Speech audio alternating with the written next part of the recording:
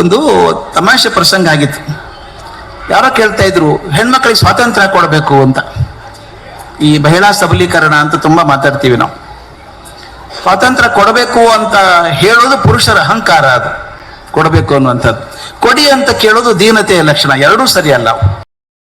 ನನ್ನ ಹಕ್ಕದು, ಅಧಿಕಾರ ಅಲ್ಲ, ಅದನ್ನ ಹಕ್ಕದು. ಪಡ್ಕೋಬೇಕಾ ಸ್ವಾತಂತ್ರ್ಯ ಯಾರು ಕೊಡಬೇಕಾಗಿಲ್ಲ ಅದನ್ನ. ನಾನು ಅಮೆರಿಕಾದಲ್ಲಿ ಒಂದು ಹ್ಯಾಪಿ ಫ್ಯಾಮಿಲಿ ಅಂತ ಒಂದು ವರ್ಕ್ಶಾಪ್ ಮಾಡ್ತಾ ಇದ್ದೆ. ಸುಖಿ ಸಂಸಾರ ಹೇಗಿರ್ಬೇಕು ಅಂತ ಮಾಡ್ತಾ ಇದ್ದೆ. ಮಾಡುವಾಗ ಅವ್ರು ಪ್ರಶ್ನೆ ಕೇಳಿದೆ. ಬಹಳಷ್ಟು ಜನ ಹೆಣ್ಮಕ್ಳು ಜೊತೆಯಾಗಿ ಬಂದಿದ್ರು. ಒಂದು 100 ಜನ ಗಂಡ ಹೆಂಡ್ರು, 200 ಜನ ಇದ್ರು. ನಾ ಕೇಳಿದೆ ಎಲ್ಲರಿಗೂ, ನೀವೆಲ್ಲರೂ ಸುಖವಾಗಿದ್ದೀರಾ? ನೀವು ತುಂಬಾ ಸುಖವಾಗಿರೋರು ಕೈ ಎತ್ತಿ ನೀವು ಸುಖವಾಗಿರೋದಕ್ಕೆ ಏನು ಕಾರಣ ಅಥವಾ ಯಾರು ಕಾರಣ ಅಂತ ಹೇಳಿ ಅಂತ ಹೇಳಿದೆ. ತಮಾಷೆ ಆಗಿತ್ತು.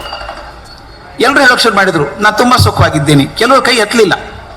ಕೈ ಎತ್ತದೇ ಇದ್ದವರು ಕೈ ಎತ್ತಿದವ್ರನ್ನ ದುರ್ಗುಟ್ಕೊಂಡು ನೋಡ್ತಾ ಇದ್ರು. ನಮ್ಮ ಪಕ್ಕದ ಮನೆಯವರು, ದಿನ ಜಗಳಾಡೋದು ನೋಡ್ತೀನಿ, ಸುಖವಾಗಿದ್ದೀನಿ ಅಂತಾರೆ ಇವರು ಅಂತ ನೋಡ್ತಾ ಇದ್ರು. ಏನೇ ಆಗಲಿ ಅವ್ರು ಹೇಳ್ತಾ ಹೋದ್ರು, ನನ್ನ ಗಂಡ, ನನ್ನ ಸುಖಕ್ಕೆ ಕಾರಣ ನನ್ನ ಗಂಡ ಅಂತ ಒಬ್ರು ಹೇಳಿದ್ರು, ನನ್ನ ತಮ್ಮ ಅಂತ ಒಬ್ರು ಹೇಳಿದ್ರು, ನನ್ನ ಅತ್ತೆ ಅಂತ ಒಬ್ರು ಹೇಳಿದ್ರು, ನಾನು ಮಾಡೋ ಕೆಲಸ ಅಂತ ಒಬ್ರು ಹೇಳಿದ್ರು. ಹಿಂಗೆಲ್ಲರೂ ಬೇರೆ ಬೇರೆ ಹೇಳ್ತಾ ಇದ್ರು. ಆಗೊಂದು ಬಹಳ ತಮಾಷೆ ಘಟನೆ ಆಯ್ತು. ಒಂದು ಜೋರಾಗಿ ಸೀಳ ಧ್ವನಿ ಕೇಳಿಸ್ತು. ಜೋರಾಗಿ ಧ್ವನಿ ಎಲ್ಲರೂ ಕೇಳಿಸುವ ಹಾಗೆ, ಮೈ husband does not make me happy. ನನ್ನ ಗಂಡ ನಾನು ಸಂತೋಷವಾಗಿ ಇಡಲ್ಲ ಅಂತ ಜೋರಾಗಿ ಹೇಳ್ದಂಗೆ ಆಯ್ತು. ಎಲ್ರೂ ಆಶ್ಚರ್ಯ, ತಿರುಗಿ ನೋಡಿದ್ರು. ಆ ಹೆಣ್ಮಗಳು ಇನ್ನೂ ಜೋರಾಗಿ ಹೇಳಿದ್ರು, ಮೈ husband does not make me happy. ನನ್ನ ಗಂಡ ನನ್ನ ಸಂತೋಷವಾಗಿ ಇಡಲ್ಲ ಅಂತ. ಪಾಪ ಆಕೆ ಗಂಡ ಪಕ್ಕದಲ್ಲೇ ಕೂತಿದ್ದಾನ್ರಿ. ಏನಾಗಿರ್ಬೇಕು ಪರಿಸ್ಥಿತಿ ಅವನು. ಎಲ್ಲರೂ ಆಕೆಗೆ ಅಂತ ಅವ್ನು ನೋಡೋಕೆ ಶುರು ಮಾಡಿದ್ರು. ಅವನು ಮುಜುಗರ ಆಗದೆ ಇರುತ್ತೆ, ಎರ್ಸ್ಮರ್ಸ್ ಆಗದೆ ಇರುತ್ತೆ. ಆದ್ರೆ ಆಕೆ ಹೇಳಿದ್ಲು, my husband does not make me happy. It is not his responsibility, it is my responsibility to be happy. ಗಂಡ ನಿಮ್ಮನ್ನು ಸಂತೋಷ ಪಡಬೇಕಾಗಿಲ್ಲ. ಸಂತೋಷ ಪಡೋದು ನನ್ನ ಜವಾಬ್ದಾರಿ. ಅದು ಇನ್ನೊಬ್ಬರಿಂದ ಸಂತೋಷ ಪಡ್ಕೊಳ್ಳೋದಲ್ಲ, ನಾನು ಸಂತೋಷ ಪಡಬೇಕಾಗುತ್ತೆ. ಆದ್ದರಿಂದ ನಾನೇನಾದರೂ ಸಾಧನೆ ಮಾಡಬೇಕು ಅಂತ ಅನ್ನೋದಾದ್ರೆ ಹೇಳ್ತೀನಿ, ಸಂತೋಷ ಅನ್ನುವಂಥದ್ದು ಮನಸ್ಥಿತಿ. ಅದು ನಿದ್ರೆ ಇದ್ದ ಹಾಗೆ. ನಿದ್ರೆ ಬರಬೇಕು ಅಂತ ಒದ್ದಾಡಿದ್ರೆ ನಿದ್ದೆ ಬರೋದೇ ಇಲ್ಲ. ಮನಸ್ಸು ನಿರಾಳ ಆದಾಗ ನಿಮ್ಗೆ ಗೊತ್ತಿಲ್ಲದ ಹಾಗೆ ನಿದ್ರೆ ಬಂದಿರುತ್ತೆ. ಈ ಸಂತೋಷ ಕೂಡ ಹಾಗೆ ಇರುವಂಥದ್ದು. ಅದಕ್ಕೆ ನಾನು ಒಂದೇ ಮಾತು ಹೇಳಬೇಕು, ಸಾಮಾನ್ಯವಾಗಿ ನಾವೇನಾದರೂ ಸಾಧನೆ ಮಾಡಬೇಕಾದ್ರೆ, ಇವತ್ತು ಮಹಿಳೆಯರು ಸಾಧನೆ ಮಾಡಬೇಕು ಅಂತ ಹೇಳೋ ಪರಿಸ್ಥಿತಿ ಇಲ್ಲ. ತುಂಬ ಸಾಧನೆ ಮಾಡಿದ್ದಾರೆ, ಎಲ್ಲ ಕ್ಷೇತ್ರಗಳಲ್ಲಿ ಮಾಡಿದ್ದಾರೆ. ಆದರೆ ಮೂಲವಾದ 4 ಅವಶ್ಯಕತೆಗಳಿದ್ದಾವೆ ಸಾಧನೆ ಮಾಡೋದಕ್ಕೆ ಅಂತ. ತಾವೆಲ್ಲ ದೊಡ್ಡ ಸಾಧಕಿಯರಿದ್ದೀರಿ. ಇವು 4 ತಮ್ಮ ಮನಸ್ಸಲ್ಲಿದ್ದರೆ ಪ್ರಯೋಜನ ಆದೀತ ಮುಂದೆ ಯಾವಾದ್ರು ಅಂತ. ಅಧಿಕಾರ ಒಂದು ಬೇಕಾಗತ್ತೆ. ಅಧಿಕಾರ ಇದ್ರೆ ಮಾತ್ರ ಸಾಧನೆ ಮಾಡೋಕೆ ಅಂತ ಕೆಲವರು ಅಂದ್ಕೊಂಡಿದ್ದಾರೆ. ಅದು ಸುಳ್ಳು. ಮದರ್ ಥೆರೇಸಾಗೆ ಯಾವ ಅಧಿಕಾರನೂ ಇರಲಿಲ್ಲ. ಮಹಾತ್ಮ ಗಾಂಧಿಗೆ ಯಾವ ಅಧಿಕಾರನೂ ಇರಲಿಲ್ಲ. 4ನೇ ಮೆಂಬರ್ ಕೂಡ ಆಗಿರಲಿಲ್ಲ ಅವರು. ಆದ್ರೆ ಇಡೀ ಪ್ರಪಂಚ ಮೆಚ್ಚುವಂತ ದೊಡ್ಡ ನಾಯಕ ಆದ್ರು. ಅಧಿಕಾರ ಒಂದು ಬೇಕು ಅಂತ ಒಂದಿದೆ. ಎರಡನೇದು ಸಂಪನ್ಮೂಲಗಳು ಬೇಕು. ಬೇಕಲ್ರಿ, ದುಡ್ಡು ಬೇಕಾದ್ರೆ ಬೇಕಾದಷ್ಟು ಅಂತ. ಆದ್ರೆ ಅದೇನು ಇಲ್ಲದೆ ಕೂಡ ಸಾಧನೆ ಮಾಡಿದವರು ಕಂಡಿದ್ದೇವೆ ನಾವು.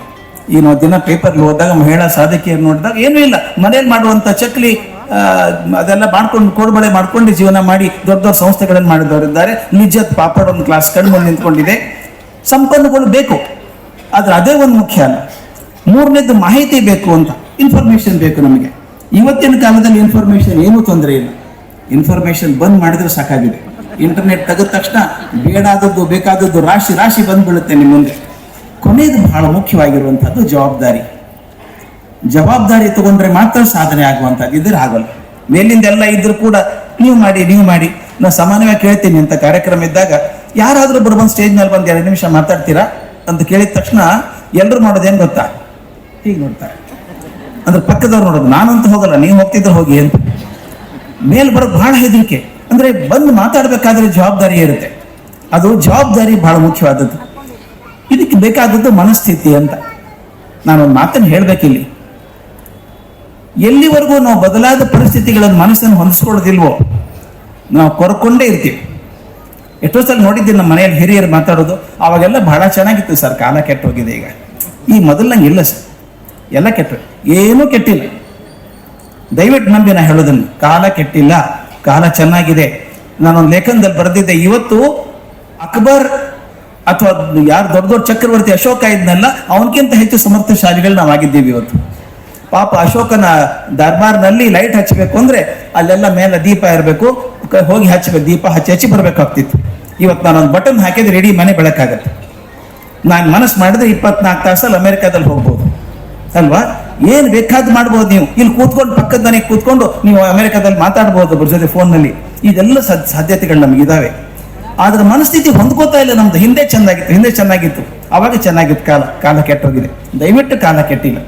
ಮನಸ್ಥಿತಿ ಎಲ್ಲಿವರೆಗೂ ಹೊಂದ್ಕೊಳ್ಳಲ್ವೋ ನಾವು ಕೊರಗೋದ್ರಲ್ಲೇ ಇರ್ತೀವಿ. ನನಗೆ ಯಾವಾಗಲೂ ನೆನಪಾಗೋದು ದ್ರೌಪದಿಯ ಪಾತ್ರ ಬಹಳ ಮುಖ್ಯ ನನಗೆ ಮಹಾಭಾರತದಲ್ಲಿ. ಆಕೆ ಹಾಗೆ ಹೊಂದ್ಕೊಂಡವ್ರ ಪ್ರಪಂಚದಲ್ಲಿ ಯಾರೂ ಇಲ್ಲ. ಅದಕ್ಕೆ ದೊಡ್ಡ ಸಾಧಕಿ ದ್ರೌಪದಿ ನನ್ನ ಪ್ರಕಾರ.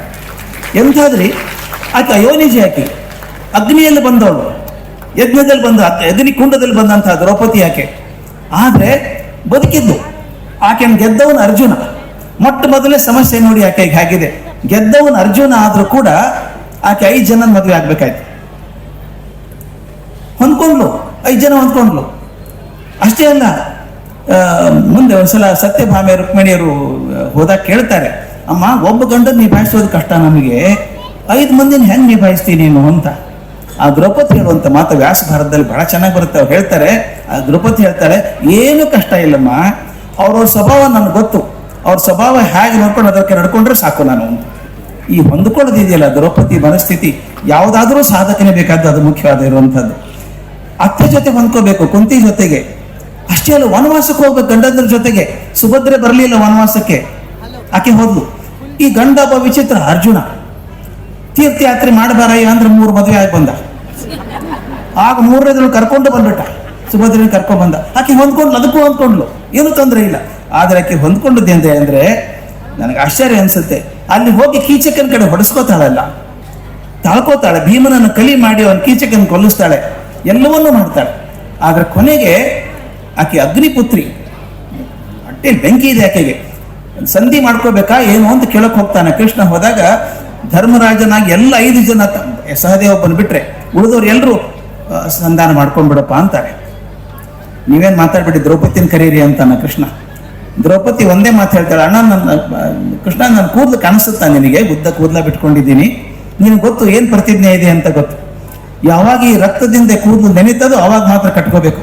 ಇವ್ರ ಕಡೆಯಿಂದ ಆಗಲ್ಲ, ಯುದ್ಧ ಬಿಟ್ಬಿಡು, ನನ್ನ ದುಷ್ಟೋದ್ಯಮನ ಇದ್ದಾನೆ, ದ್ರುಪದ ರಾಜ ಇದ್ದಾನೆ, ನಾನು ಬರ್ತೀನಿ, ನನ್ನ ಜೊತೆ ನೀನ್ ಬಾ, ಹೋಗೋಣ ಯುದ್ಧ ಮಾಡೋಣ ಅಂತ. ಆ ಯುದ್ಧ ಕಟ್ಕೊಂಡು ಹೋಗುವಂತ ಗಟ್ಟಿ ಹೆಂಗಸು 5 ಜನ ತನ್ನ ಮಕ್ಕಳನ್ನ ಅಶ್ವತ್ಥಾಮ ಕೊಂದು ಹಾಕ್ತಾನೆ. 5 ಜನ ಮಕ್ಕಳನ್ನ ಕೊಂದು ಹಾಕ್ತಾನೆ, ಬೆಳೆದ ಮಕ್ಕಳನ್ನ. ಆ ಕರುಳಿಗೆ ಏನಾಗಿರ್ಬೇಕು, ತಾಯಿ ಕರುಳು. ಆಗ ಕೃಷ್ಣ ಮತ್ತು ಅರ್ಜುನ ಹಿಡ್ಕೊಂಡ್ ಬರ್ತಾರೆ ಅಶ್ವತ್ಥಾಮನ, ತಲೆ ಹಾರಿಸ್ಬಿಡ್ಬೇಕು ಇವನ್ನ ಅಂತ. ಇದು ದ್ರೌಪದಿ ಪಾತ್ರ ದಬ ಅನ್ಸ್ಬಿಡುತ್ತೆ ನನಗೆ. ಯಾವುದೋ ದೊಡ್ಡ ಸಾಧಿಕೆ ಮಾಡ್ಬೇಕಾದ್ರೆ ಮನಸ್ಸನ್ನ ಹೇಗೆ ಅಡ್ಜಸ್ಟ್ ಮಾಡ್ಕೋಬೇಕು ಅಂತ. ಆಕೆ ಅನ್ಬೇಕು, ತಲೆ ಹಾರಿಸಿ ಒಂದು ಅನ್ಬೇಕು, 5 ಜನ ಮಕ್ಕಳನ್ನ ಕೊಂದು ಹಾಕಿದ್ದಾನೆ ಪಾಪಿ ಅಂತ ಅನ್ನಲ್ಲ. ಆಹಾ, ಗುರುನಂದನನ್ನ ಕೊಲಬಾರದ ಕಟ, ಕೊಲ್ಬೇಡಿ ಅವನ್ನ ಅಂತ ಹೇಳ್ತಾಳೆ. ಕ್ಷಮೆ, ಆ ಹೊತ್ತಲ್ಲಿ ಕ್ಷಮೆ.